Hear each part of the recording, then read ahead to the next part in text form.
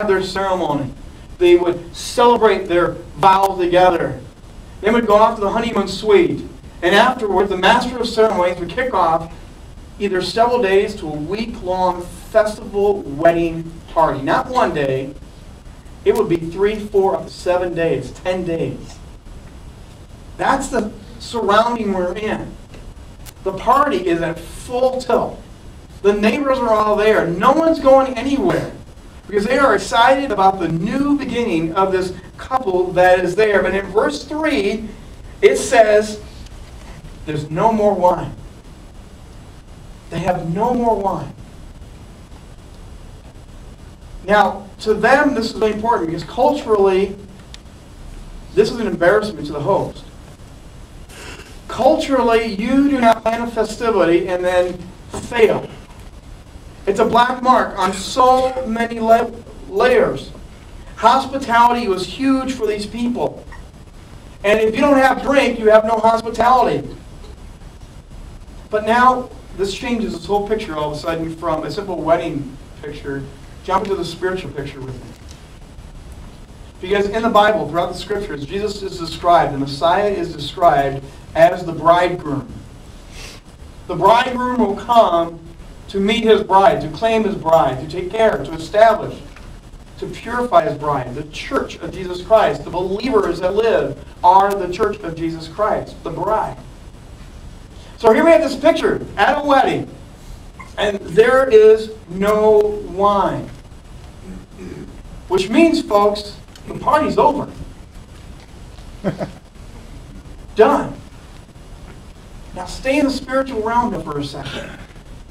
If Jesus is the bridegroom, if we, the church, are the bride, and we have no wine, is it any wonder our churches feel so shallow and so empty?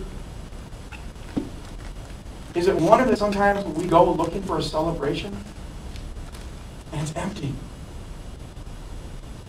There's no joy, there's no laughter, there's no anticipation, there's no hope, because there's no wine.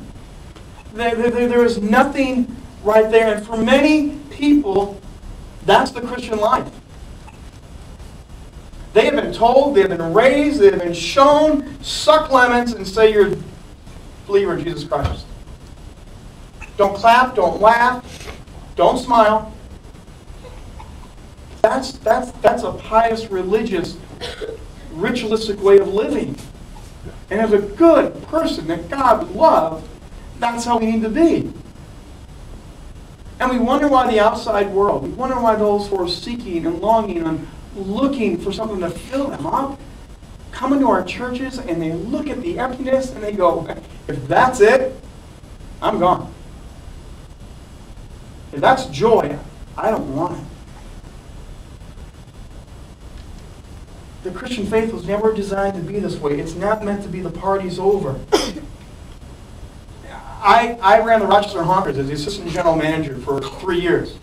My job on game night, on game day, was to prepare all food, make sure everything was ready. We had anywhere from 1,000 to 2,000 people max out Mayo Field. My job was to order in advance, days in advance, make sure I had enough food in advance for any crowd at any given night. My second year as the assistant general manager, it's the third inning. We have 2,000 people, record attendance. People are eating and drinking like there's no tomorrow. And I can remember going back and doing a keg count. And we aren't going to make it. My job is on the line. Seriously. My boss does not want the party, the festival, the celebration to end. I call a guy who we call him Russ the Beer Man. Russ was my savior that night. He took on the role of Jesus at the wedding. I called him up at home. I explained the situation. He took his keys down to Bud. He went to Budweiser, loaded up his private truck, drove in the kegs, came in the back door. We unloaded kegs, and the party continued, and no one knew that we skipped a beat, except for me, my boss, and a couple employees that were lugging kegs as fast as we can lug kegs. It's no fun when you're in the environment where joy should be high, celebration is high, and you know you're going to empty out. You know you're going to tank. It's not fun at all. And for those of you here today, we played that comedy clip. There are some of you here today that are more upset we played a comedy clip. You're more uncomfortable that we did a comedy routine, so something serious and holy. Because the wine's empty. Whoever said we can't come to church and laugh? Whoever said we can't come to God and smile?